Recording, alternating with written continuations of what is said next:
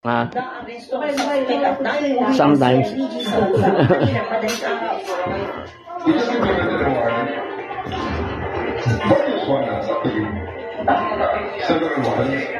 Maayaw na yung mga Indonesia bando popular sa Punta ko kay Davis to. Punta ko kay Ganso.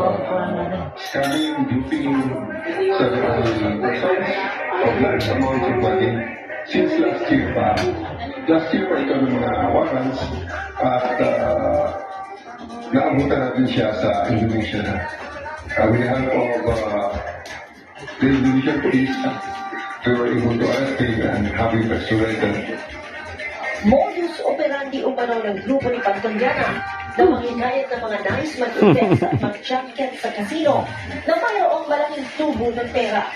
Sa una, ibibigay ang pangakong malaking tubo upang mahikayan pa ang mga biktima na maglagak ng mas malaking halaga. Ang sinasabi ng ating Done? Finish?